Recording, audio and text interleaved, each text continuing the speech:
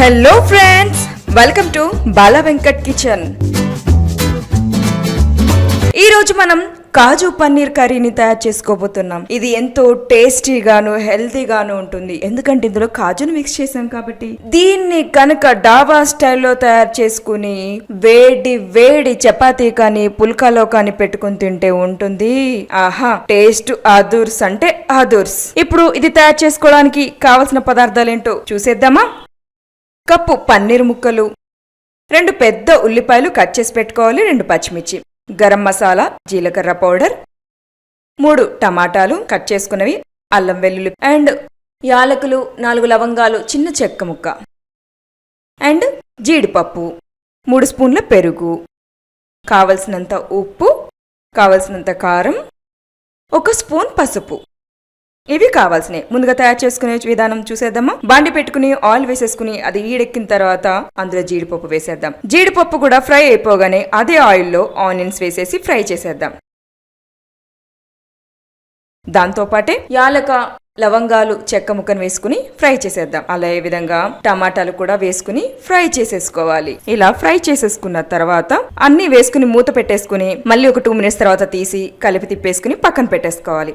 ఆ తర్వాత అదే బాండీలో కాస్తంత ఆయిల్ వేసేసుకుని లైట్గా పసుపు, లైట్గా కారం వేసుకున్న తర్వాత దాంట్లోనే పన్నీర్ ముక్కల్ని వేసుకుని ఫ్రై చేసుకోవాలి. పన్నీర్ ముక్కల్ని బాగా ఫ్రై చేయకూడదు, కొద్దిగా ఫ్రై చేయాలి. ఇలా చేయడం వల్ల స్మూత్ గా ఉంటదన్నమాట. పూర్తిగా ఫ్రై చేస్తే అది మన గ్రేవీ మసాలా అనేది పన్నీర్ ముక్కలకి పట్టదు. అందువల్ల వీటిని చాలా లైట్ గా మనం ఫ్రై చేసుకోవాలి.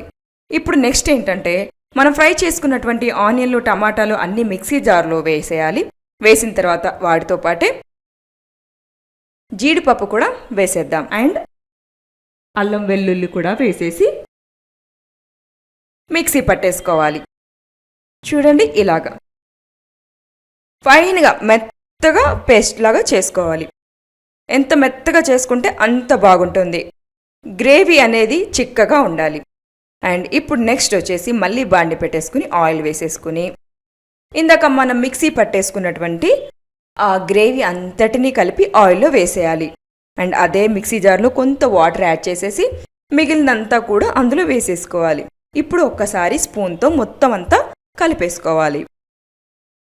కలిపేసుకున్న తర్వాత మూత పెట్టుకుని ఒక 2 మినిట్స్ తర్వాత అది ఉడుకుతుండగా ఇప్పుడు మనం దాంట్లో కారం, కావలసినంత కారం, 1 స్పూన్ పసుపు, గరం మసాలా, జీరా పౌడర్ అండ్ ఉప్పు ఇవన్నీ వేసేసి ఒకసారి స్పూన్తో మొత్తం ఆ గ్రేవీలో కలిసేలాగా మసాలాలన్నీ కలిపేసుకోవాలి.